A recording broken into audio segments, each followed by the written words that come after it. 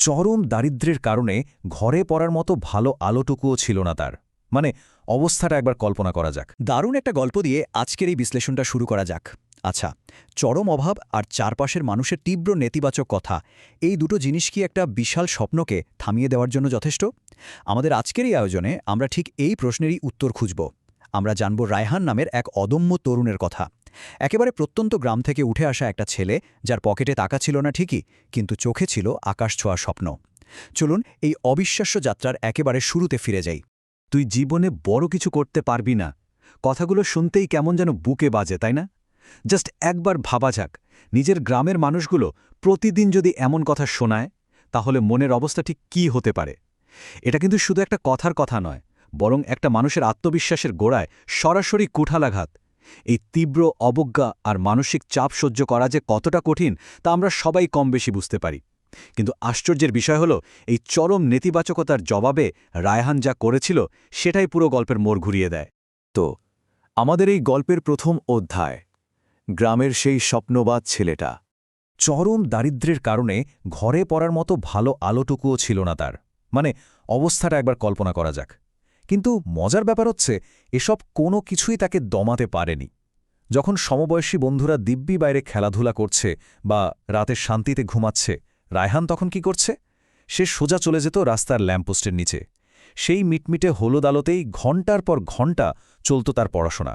এই যে একটা নিঃশব্দ লড়াই, এই অসাধারণ জেদটাই কিন্তু বুঝিয়ে দেয় যে ভেতরের আগুনটা যদি সত্যিই জ্বলে, তবে বাইরের অন্ধকার কোনো বাধাই নয়। এভাবেই চলতে চলতে আসে জীবনের এক নতুন বাঁক। দ্বিতীয় অধ্যায়, শিক্ষকের অনুপ্রেরণা। স্কুলের এক শিক্ষক তাকে এমন একটা কথা বলেছিলেন, যা একেবারে গেম চেঞ্জার হয়ে দাঁড়ায়। তিনি বলেছিলেন, যে মানুষ নিজের উপর বিশ্বাস রাখে তাকে কেউ থামাতে পারে না। ব্যাস, এই একটা মাত্র লাইন রায়হানের মনে একেবারে গভীরভাবে গেঁথে যায়। চারপাশের মানুষ যখন তাকে টেনে নিচে নামাতে চাইছে, তখন নিজের উপর বিশ্বাসের এই মন্ত্রটাই তার সবচেয়ে বড় ঢাল হয়ে দাঁড়ায়। পড়াশোনায় তার ফোকাস যেন ম্যাজিকের মতো কয়েক গুণ বেড়ে যায়।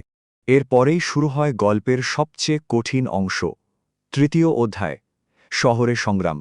গ্রামের সেই ল্যাম্পপোস্টের নিচ থেকে শহরের এক বড় কলেজে ভর্তি। যাত্রাটা শুনতে দারুণ মনে হলেও আসল লড়াইটা কিন্তু এখানেই শুরু। শহরের কলেজে চান্স তো পাওয়া গেল, কিন্তু পড়াশোনা আর থাকার খরচ আসবে কোথা থেকে? টাকার এতটাই অভাব ছিল যে আক্ষরিক অর্থেই অনেকদিন তাকে না খেয়ে থাকতে হয়েছে। মানে প্রচণ্ড ক্ষুধায় পেট জ্বলছে, অথচ পকেট একেবারে শূন্য। যে কোনো সাধারণ মানুষের মনোবল ভেঙে চুরমার করে দেওয়ার জন্য এই একটা পরিস্থিতিই কিন্তু যথেষ্ট।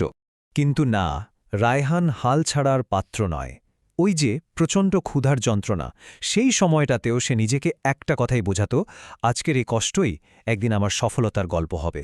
একটু ভেবে দেখলে বোঝা যায় মানুষের মানসিক শক্তি কতটা প্রবল হতে পারে। বর্তমানের এই যে শারীরিক যন্ত্রণা, সেটাকেই সে ভবিষ্যতের সাফল্যের জ্বালানি বানিয়ে ফেলল। ক্ষুধার কষ্টটাকে সে পরিণত করল এক অলম্য জেদে। আর সেই জেদেরই চূড়ান্ত পরিণতি হল আমাদের চতুর্থ অধ্যায়, সফলতার গল্প। এই জায়গাটা সত্যিই খুব ইন্টারেস্টিং। খেয়াল করলে দেখা যায় কি দারুণ একটা বৈপরীত্য। শুরুতে যে মানুষগুলো তাকে তাচ্ছিল্য করে বলতো, তুই জীবনে কিচ্ছু করতে পারবি না, তারাই আজ জাতীয় টেলিভিশনে এক সফল বিজ্ঞানী হিসেবে রায়হানকে দেখে আনন্দে লাফিয়ে উঠছে।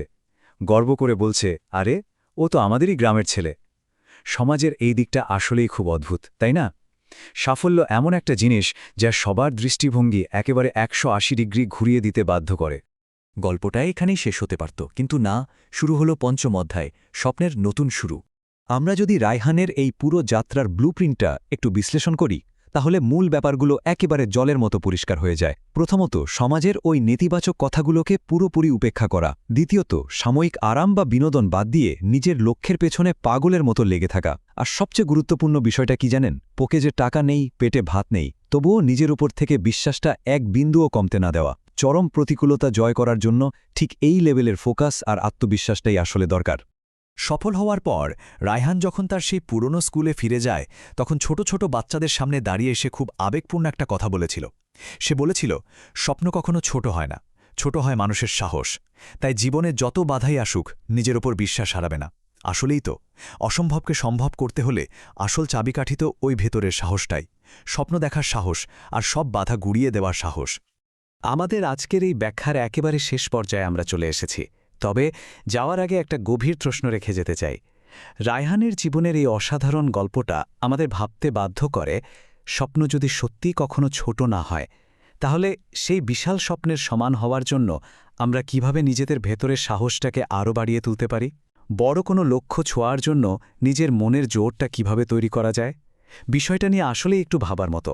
আশা করছি আজকের এই গল্পটা আমাদের সবার ভেতরে নতুন করে কিছু করার তাগিদ জাগিয়ে তুলবে।